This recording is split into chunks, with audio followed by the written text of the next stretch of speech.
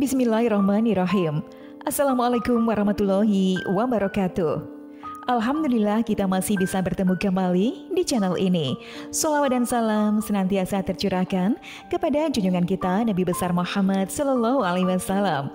Allahumma sholli ala Sayyidina Muhammad wa ala ali Sayyidina Muhammad. Harapan dan doa saya, semoga saudara-saudaraku sekalian selalu diberikan kesehatan, rizki, pengampunan dosa, dan umur yang panjang. Amin ya robbal alamin.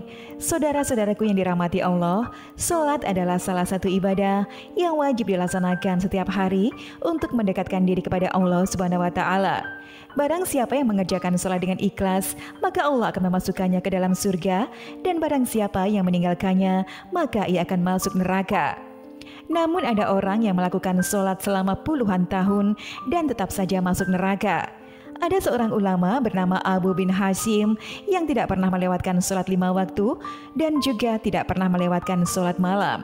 Selama puluhan tahun ia selalu melakukan sholat malam tahajud. Setiap kali ada orang yang tidur di malam hari, beliau selalu bangun, segera mengambil air wudhu dan sholat tahajud serta bermunajat kepada Allah Subhanahu wa Ta'ala.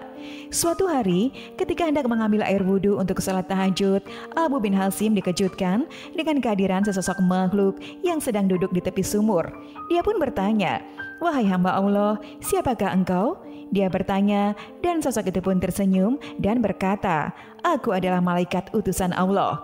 Abu bin Hasim merasa takjub dan bangga memiliki tamu, malaikat yang begitu mulia.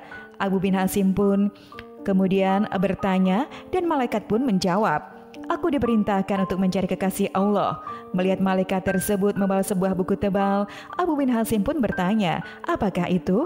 Malaikat itu pun menjawab, "Ini adalah kumpulan nama-nama kekasih Allah."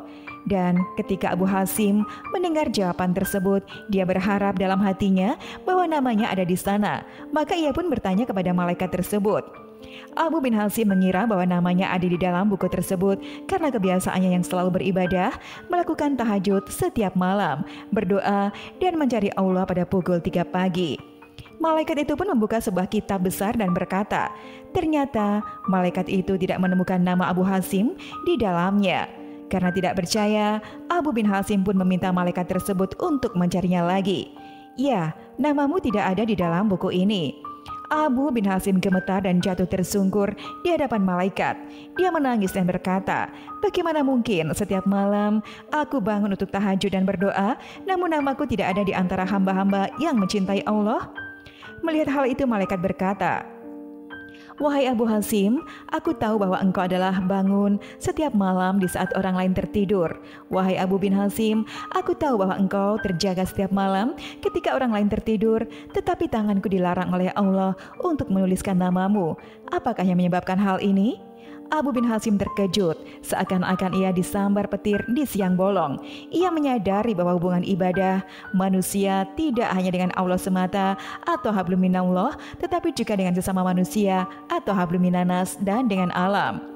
Engkau memang berdoa kepada Allah, tetapi engkau selalu pamer dan sombong, hanya memikirkan dirimu sendiri dan sibuk beribadah. Di kanan dan kirimu ada orang-orang yang sakit dan kelaparan. Kamu tidak mengunjungi mereka dan tidak memberikan mereka makan. Bagaimana mungkin engkau bisa menjadi seorang hamba yang mencintai Allah jika engkau sendiri tidak pernah mencintai hamba-hamba Allah yang lain? Sahabat beriman yang dirahmati Allah, ternyata ibadah serajin apapun, kalau niat memamerkan, niat dianggap manusia, tidak peduli dengan kesusahan yang melanda di sekitarnya, maka akan dibenci oleh Allah Subhanahu wa Ta'ala. Malah banyak dalam kisah dan hadis Rasul bahwa serajin apapun ibadah, kalau Anda kekenyangan, penuh harta, tapi tetangga Anda kelaparan dan kesusahan, maka Anda akan masuk ke dalam neraka. Semoga kita bisa mendapatkan hikmah dari pelajaran yang sangat berharga ini. Perbaikilah niat, janganlah Anda rajin melakukan ibadah hanya untuk dilihat, hanya untuk memamerkan bahwa Anda itu adalah seorang yang rajin beribadah. Janganlah Anda ibadah hanya karena hadiah surga semata, tapi lakukanlah segala sesuatu ibadah itu murni karena Allah Subhanahu wa Ta'ala. Demikianlah yang dapat saya sampaikan kepada Anda. Semoga bermanfaat bagi kita semua. Wassalamualaikum warahmatullahi wabarakatuh.